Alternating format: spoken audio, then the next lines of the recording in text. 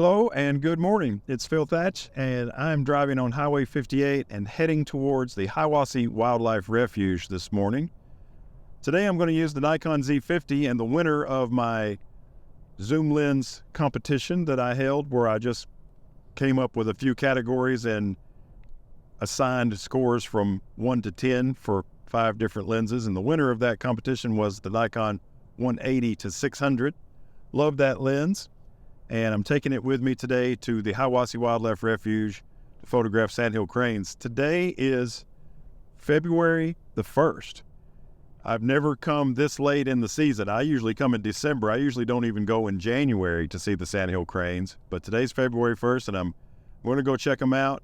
It's cold. It's 26 degrees Fahrenheit. That's a little bit below zero in terms of Celsius. Can't wait to get there and get started. It is 7:32, and sunrise today is at 7:39, I believe. So I should be there just a few minutes after sunrise, and that will be good in terms of light for photography. It's kind of, I can't really tell. It looks kind of overcast. The whole sky is pink right now, which is really beautiful. I really wish I was already there, but I'm not quite there yet. Maybe we'll get some of this color in the sky when I get there, but it'll probably be gone by then. I just hope I have some good light on the birds themselves. So anyway, let's go.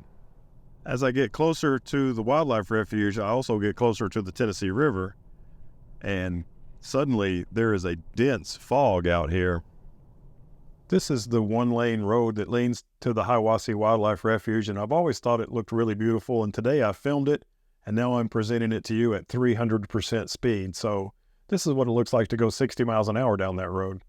When I first got there, it was so foggy. Even if there were birds moving around, you couldn't see them. And I got to looking at the tree that's down from the wildlife refuge a little way into the refuge. I thought it was really beautiful, but you couldn't get the entire tree in the frame at 180 millimeters. So I took a lot of photographs of it. I took 21 photographs of it, just kind of getting each part of the tree in the shot. And my idea was to take all these 21 photos and combine them together using the panorama tool.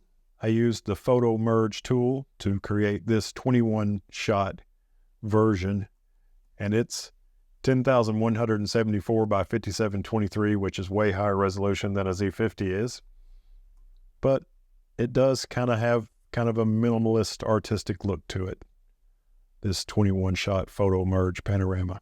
I stayed at the wildlife refuge for an hour, and the fog never cleared. It was so foggy and just unusable in terms of photography of birds there. But I came down here to the, let's see, what side of the river am I on? The eastern side of Blythe Ferry. And I like this fallen tree that's not dead. It's just laid over but still growing in this little slough. And I put the kit lens on, the 16 to 50 kit lens on the Z50, and made a few shots of it in the fog. Here's my first shot that I liked enough to share with you of the fallen tree that's still alive in the slough on the right-hand side. The water's down this time of year. You can see the water's edge is right here, but normally in the summertime when the water's up, the water's edge is all the way here. A lot of fog this morning. This is about a mile, maybe 3/4 of a mile from the observation platform at the wildlife refuge. Here's another photo of that tree from a different angle. Let's see, this one's 16 millimeters and the first one was 29 millimeters. These are both handheld. I didn't get the tripod out for either one of these. I came down here to this dock as well, and it's completely covered in frost. It's pretty slick, and made a few shots kind of off in this direction and a couple back this way towards that tree. Here's the shot from the end of the boat dock. This is the mouth of that slough, and we're looking out into the main part of the Tennessee River on the right. And you can see this huge device here, which is designed to dock a barge on. And right here, if you look really close, these are Sandhill Cranes. Well, not all of them. That's a Canada goose there, but there are some Sandhill Cranes right here. Very difficult to see them in the fog. This is another handheld shot, 26.5 millimeters f8. Turned out pretty nice, I thought. I just wanted something to do while I was waiting for the fog to clear, and I thought I would shoot some landscape shots. This is looking into the slough from the dock, and you can see in the distance, this is the fallen tree that I photographed a couple of times earlier in this shot, and I just got the camera as low as I could and made this shot. I like the calm water and these rocks poking through the calm water. This is a color photo, but it's so foggy it looks black and white. 26.5 millimeters f8. Looks like the fog may be trying to break up just a little bit. It's not clear yet for sure. And I've come back to the Hiwassee Wildlife Refuge. And now finally back at the Wildlife Refuge, the fog has thinned down to where I can actually photograph birds, but as you can see in this first shot, it's still very thick. There was a lot of light though. I was able to shoot at 1/1250th of a second, wide open 6.3 and only have ISO 200, but still not a very usable shot, but I did present it to you so you could see how much fog there was. And now the fog's starting to clear a little bit more. I'm up to 1/1600th of a second, f6.3, ISO 160. Still pretty foggy though. Clearing still a little bit more, 1/1600th f6.3 and ISO 200. Still a lot of fog in the air, but at least you can also see some blue sky. Here's one of the Sandhill Cranes coming in for a landing through the fog, and you can see the golden grass in the background. I like the way this shot turned out.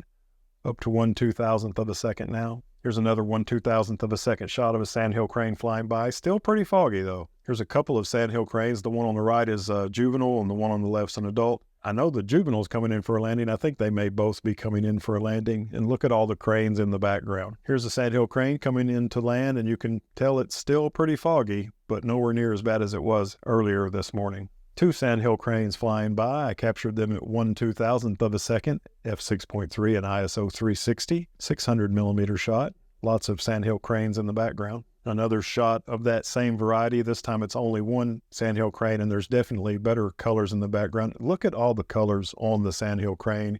You know, if you just look at them, you think, oh, it's just a gray bird with a red spot on its head. But if you look closer, there's all sorts of colors, blues and browns, and of course the reds and grays as well. Just a beautiful bird, and I love those eyes. I think this is another shot on that same pass through as this one right here.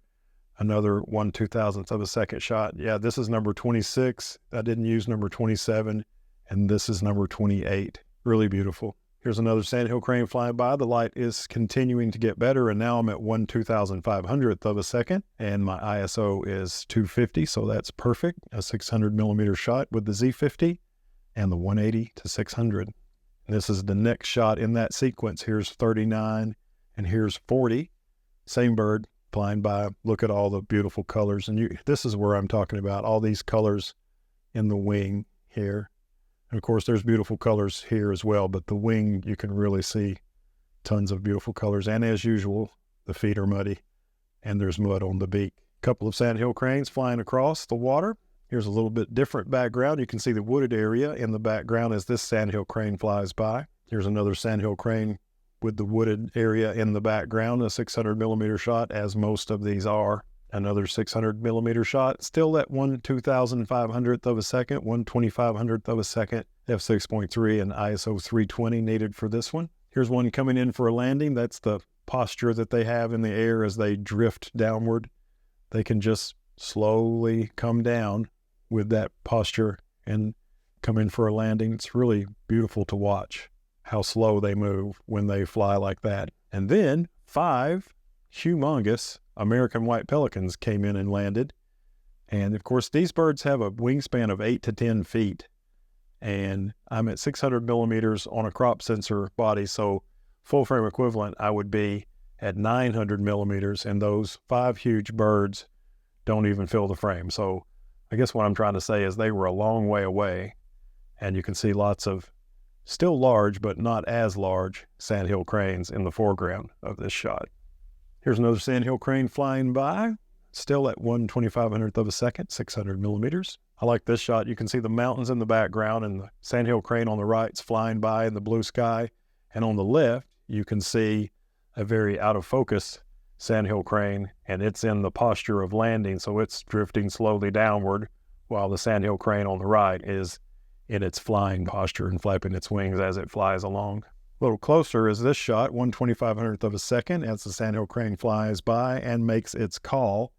And there in the water is lots of ducks. There were all sorts of ducks, northern shovelers and pintails and canvasbacks, just all sorts of ducks. I actually couldn't identify any of them because, as you can see, they're tiny in the frame, but there was a man with a spotting scope who was calling out breeds that he was seeing. I like the colors in this shot as this sandhill crane banks and flies by. You've got the water in the foreground and the golden grass in the background and the forest further back than that. Still at 1/2500th of a second, 600 millimeters, wide open at 6.3.